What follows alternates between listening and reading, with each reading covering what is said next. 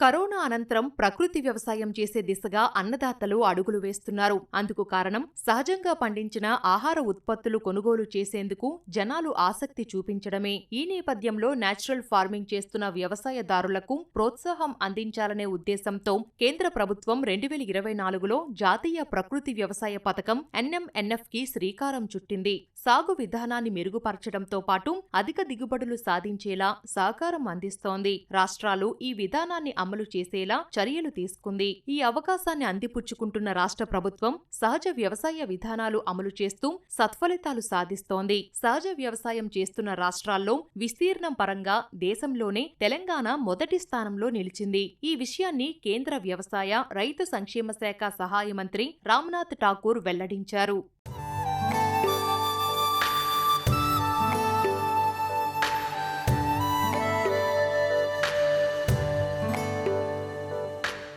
స్థిరమైన, తక్కువ ఖర్చుతో కూడిన సాగు పద్ధతులను ప్రోత్సహించేందుకు NMNF పథకాన్ని తీసుకొచ్చింది కేంద్రం. రైతులు స్థిరమైన వ్యవసాయ పద్ధతులను అనుసరించేలా చేయడం ఈ ప్రాజెక్టు ముఖ్య ఉద్దేశం. అలాగే సహజంగా పండించిన రసాయన రహిత ఉత్పత్తుల కోసం ఒకే జాతీయ బ్రాండ్ను ఏర్పాటు చేసి ఆ దిశగా రైతులను ప్రోత్సహించడాన్ని కేంద్రం లక్ష్యంగా పెట్టుకుంది. ఇందుకోసం 15వ ఆర్థిక సంఘం కింద సుమారు 2400 కోట్ల రూపాయలకు పైగా నిధులు కేటాయించింది. ఇందులో కేంద్ర వాటా 1500 కోట్లకు పైగా ఉండగా రాష్ట్రాల వాటా సుమారు 890 కోట్లు. ఈ పథకం కింద ఎంపికయ్యే రైతులకు 4000 రూపాయల చొప్పున 2 ఏళ్ల పాటు ప్రోత్సాహకాన్ని అందిస్తారు. రసాయన ఎరువుల వాడకం ఏటేటా పెరుగుతున్న నేపథ్యంలో సహజ వ్యవసాయాన్ని ప్రోత్సహించాలని రాష్ట్ర ప్రభుత్వం కూడా నిర్ణయించింది. కేంద్ర ప్రభుత్వం దేశవ్యాప్తంగా చేపట్టిన NMNF పథకం కింద రాష్ట్రం దీన్ని చేపడుతోంది. తొలి విడతలో రాష్ట్ర వ్యాప్తంగా 1000 ఎకరాల్లో సహజ సాగును అమలు చేస్తున్నారు.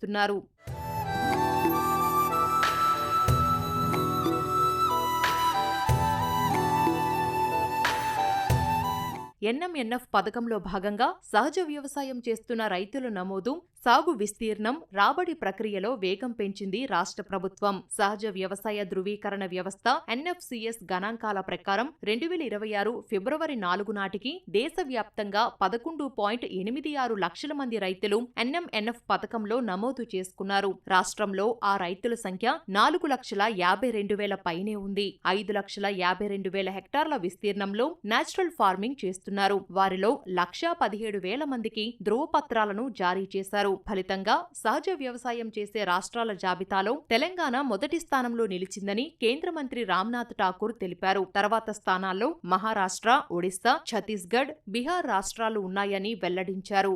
2024 నుంచి NMNF ద్వారా భారతదేశం మొత్తంలో తెలంగాణలో ఎక్కువ ఈ వ్యవసాయ విధానం జరుగుతూ ఒక శుభ పరిణామం. క్రమబద్ధీకరణ లేకపోతే దీన్ని గుర్తింపు విషయంలో చూసుకుంటే సుమారుగా 1,70,000 మంది ప్రభుత్వం చెప్పిన దాని ప్రకారం దీనికి వాళ్ళు సర్టిఫికేట్స్ని కూడా ఇవ్వటం జరిగింది.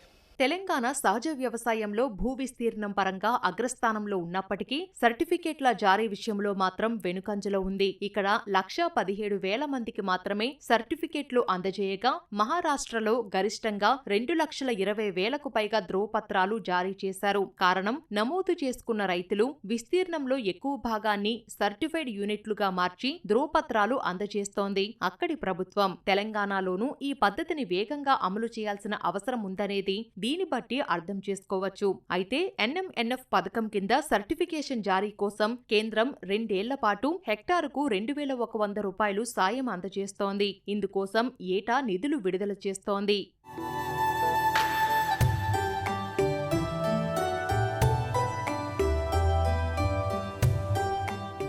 తెలంగాణలో సహజ వ్యవసాయం విస్తీర్ణం పెరగడానికి రాష్ట్ర ప్రభుత్వం తగు చర్యలు తీసుకుంటోంది. మొదటగా నేచురల్ ఫార్మింగ్ చేస్తున్న వ్యవసాయదారులను గుర్తిస్తోంది. వారిని ఏకతాటిపైకి తీసుకొచ్చేందుకు తెలంగాణ రాష్ట్ర విత్తన, సేంద్రియ ధృవీకరణ సంస్థ TGSOCA చర్యలు తీసుకుంటోంది. సహజ, ప్రకృతి వ్యవసాయంపై అన్నదాతలకు అవగాహన కల్పించేలా కార్యక్రమాలు నిర్వహిస్తోంది. రాష్ట్ర వ్యవసాయ శాఖ ద్వారా ప్రోత్సాహకాలు అందించేందుకు వివిధ పథకాలు అమలు చేస్తోంది. ఇతర రాష్ట్రాల్లో అమలు చేస్తున్న సహజ సాగు విధానాల గురించి రైతులకు వివరిస్తోంది. అంతేకాకుండా సహజ వ్యవసాయం చేస్తున్న రైతులు TGSOCA వద్ద నమోదు చేసుకుంటే తమ ఉత్పత్తులు రాష్ట్రంలోనే కాకుండా దేశవ్యాప్తంగా ఎక్కడైనా అమ్ముకునే వెసులుబాటు ఉంటుందని రాష్ట్ర ప్రభుత్వం తెలిపింది. అలా సర్టిఫికేట్ కనుక ఇస్తే ఆ రైతులు ఈ న్యాచురల్ ఫార్మింగ్లో పండించిన పంటలు అమ్ముకోవడానికి అవకాశం ఉంటుంది. ఆ అమ్ముకోవడానికి కూడా ఈ సర్టిఫికేట్ ఇచ్చిన తర్వాత వీళ్ళందరినీ కూడా మనము ఒక యాప్ తయారు చేస్తున్నాము. అందులో ఈ రైతులందరినీ కూడా ఆ యాప్లో కనుక పెట్టినట్లయితే ఈ ఆర్గానిక్ ప్రోడక్ట్స్ కొనుక్కునే వాళ్ళందరూ కూడా ఆ రైతులందరినీ కూడా చూసి వాళ్ళ ఫోన్ నంబర్సు అవన్నీ వాళ్ళు ఎక్కడ, ఆ ప్రాంతం ఎక్కడుంది అన్నీ కూడా తెలుస్తాయి. కాబట్టి వాళ్ళని సంప్రదించి వాళ్ళు కొనుక్కోవడానికి అవకాశం ఉంటుంది. కాబట్టి ఈ న్యాచురల్ ఫార్మింగ్ అలాగే ఆర్గానిక్ ఫార్మింగ్ ద్వారా పండించే పంటలకి మంచి ధర రావడానికి ఇది ఒక అండర్స్టాండింగ్ లాగా రైతులకి మరియు అలాగే కన్జ్యూమర్స్కి క్రియేట్ చేయడానికి మన రాష్ట్ర ప్రభుత్వం ప్రయత్నిస్తుంది. ప్రకృతి ఆధారిత వ్యవసాయాన్ని ప్రోత్సహించడం ద్వారా బయట కొనుగోలు చేసిన ఇన్పుట్లపై ఆధారపడడం తగ్గుతుంది. అంటే విత్తనాలు, రసాయన ఎరువులు, కలుపు నివారణ మందుల అవసరముండదు. స్థానికంగా ఉన్న వనరులనే వినియోగించడం వల్ల పెట్టుబడి ఖర్చు కూడా తక్కువగానే ఉంటుంది. ప్రధానంగా నేలసారం దెబ్బతినేందుకు ఆస్కారముండదు. సహజ వ్యవసాయం ద్వారా నాణ్యమైన దిగుబడి వస్తుంది. ఈ పంట ఉత్పత్తుల వినియోగం వల్ల ఆరోగ్యం కూడా మెరుగ్గా ఉంటుంది. ఇలా చెప్పుకుంటే ఇంకా చాలానే ఉపయోగాలు ఉన్నాయి.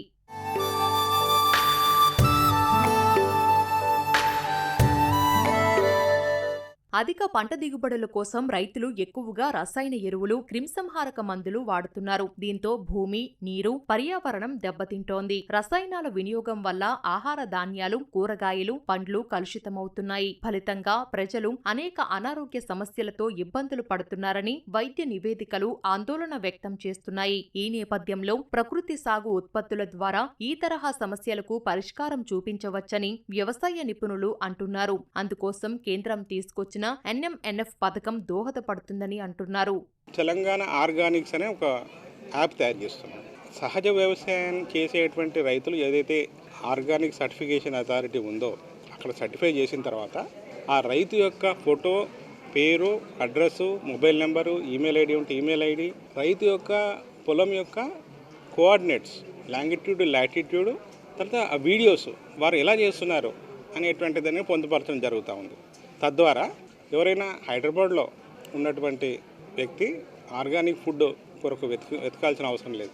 ఆ యాప్కి పోతే రైతులు ఎక్కడ వారికి ఆర్గానిక్ ప్యాడీ కావాలంటే ఏ రైతు దగ్గర తీసుకోవచ్చు, దగ్గరలో ఆర్గానిక్ వెజిటబుల్స్ కావాలంటే ఏ రైతు దగ్గర, ఆర్గానిక్ ఫ్రూట్స్ కావాలంటే ఏ అనేది మొత్తం చేసి తద్వారా వారికి మార్కెటింగ్ ఇబ్బంది లేకుండా రైతులకు ఈ యాప్లో చూసుకొని ఆ రైతు మాట్లాడుకొని ఆ ఫార్మ్కి వెళ్ళి 1 full day వాళ్ళ ఫ్యామిలీతో హ్యాపీగా గడిపి అటు పిల్లలకు నెక్స్ట్ జనరేషన్ వ్యవసాయం అంటే ఏంటో తెలుస్తుంది, నేచురల్ వ్యవసాయం అంటే ఏంటో తెలుస్తుంది, రైతుకు కూడా మంచి మనం గుర్తింపు ఇచ్చి ప్రోత్సహించినట్టు అవుతుంది. ఆరోగ్యకర, నాణ్యమైన ఆహార ఉత్పత్తులు ప్రజలకు చేరువ చేయాలన్న లక్ష్యంతో కేంద్రం ముందడుగు వేస్తోంది. ఈ క్రమంలో సహజ, ప్రకృతి, సేంద్రియ వ్యవసాయదారుల ప్రయోజనాల దృష్ట్యా రాష్ట్ర ప్రభుత్వం కీలక నిర్ణయం తీసుకుంది. త్వరలోనే తెలంగాణ రాష్ట్ర విత్తన, సేంద్రియ ధృవీకరణ సంస్థ ఆధ్వర్యంలో ఓ మొబైల్ అప్లికేషన్ యాప్ అందుబాటులోకి తీసుకురానుంది. యాప్లో రాష్ట్ర వ్యాప్తంగా ప్రకృతి వ్యవసాయం చేస్తున్న అన్నదాతలు, రైతు ఉత్పత్తిదారుల సంస్థల వివరాలు నమోదు చేయనుంది. అలాగే ప్రాథమిక వ్యవసాయ సహకార పరపతి సంఘాల పేర్లు, ఉత్పత్తుల వివరాలు యాప్లో పొందుపరచనుంది. దీనివల్ల రసాయనాలు లేని ఆరోగ్యకర ఉత్పత్తులు నేరుగా యాప్లో చూసి బుకింగ్ చేసుకోవచ్చు.